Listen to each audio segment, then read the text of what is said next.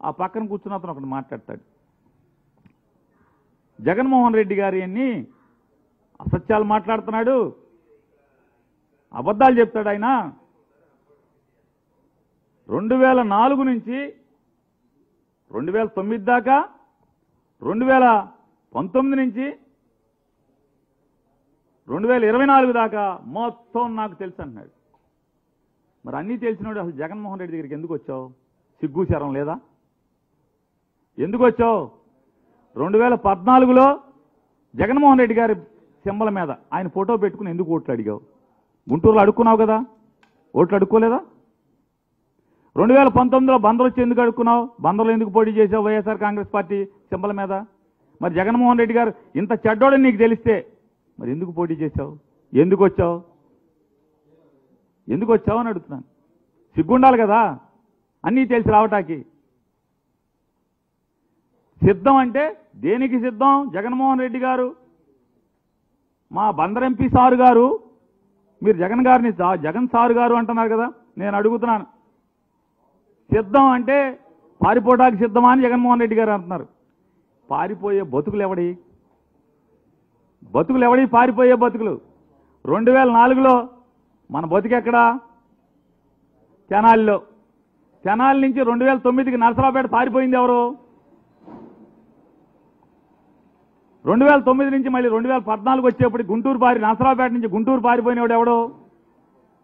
2019కి వచ్చేప్పటికి మళ్ళీ గుంటూరులో కాకుండా గుంటూరు నుంచి బందర్ పారిపోయినవాడు ఎవడు? పారిపోయే బతుకులు ఎవరి? జగన్మోహన్ రెడ్డియా? పారిపోయి ఎవడి పారిపోయే బతుకులు? ఇట్లాంటి వాళ్ళందరినీ పట్టుకుని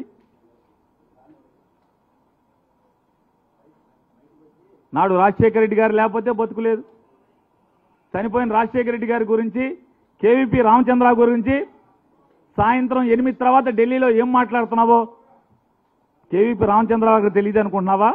ఎంత అసహ్యంగా జుగుప్సాకరంగా జగన్మోహన్ రెడ్డి గారి గురించి ఇవన్నీ మాట్లాడుతున్నావో ఎవరికి తెలియదు అనుకుంటావా? పవన్ కళ్యాణ్ గురించి ఏం మాట్లాడావో తెలీదా?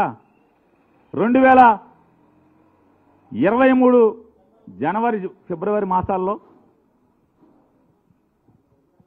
చంద్రబాబు దగ్గరికి కౌరు చేస్తే చంద్రబాబు ఇది మన స్కూల్ కాదురా బాబు, ఇది చాలా డేంజర్ కేసు, ఇది మనకొద్దు, పవన్ కళ్యాణ్కి తోసేయండి అని చెప్తే పవన్ కళ్యాణ్ గారి దగ్గరికి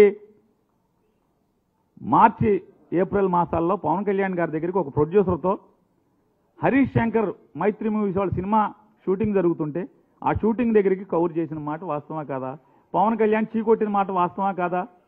తర్వాత చిరంజీవి గారి కాళ్ళు పట్టుకుని చిరంజీవి గారితో ఫోన్ చేసి పవన్ కళ్యాణ్కి జూన్ జూలై మాసంలో పవన్ కళ్యాణ్ గారి దగ్గరికి వెళ్ళిన మాట వాస్తవా కాదా? వెళ్ళి ఆ రోజు మాట్లాడుకోవడమే కాకుండా ఆఖరికి 2004-9 నుంచి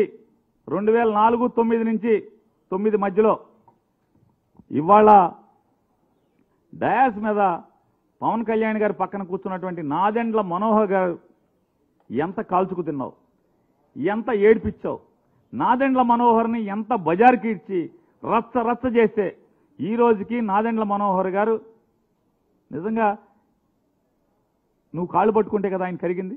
చిరంజీవి గారు నాదెండ్ల మనోహర్ గారికి ఫోన్ చేసి ఇట్లా బాలసౌర్ వస్తాడు, బాలసౌర్ని క్షమించేయమని చెప్తే కదా బాలసౌర్ని నాదెండ్ల మనోహర్ క్షమించగట్టే కదా. ఇన్ని సర్కస్లు, ఇన్ని పిల్లి మొగ్గలేసి ఇవాళ ఈ రకమైన మాటలు మాట్లాడతాం.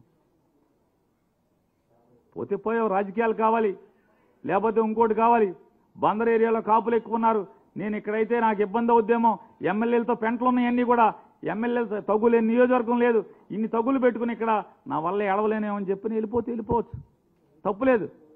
మరి రాజకీయాల కోసం ఎంతోమంది గోడలు దూకుతున్నారు, పార్టీలు మారుతున్నారు, మారండి, ఎవడు ఆక్షేపణ లేదు ఇవాళ.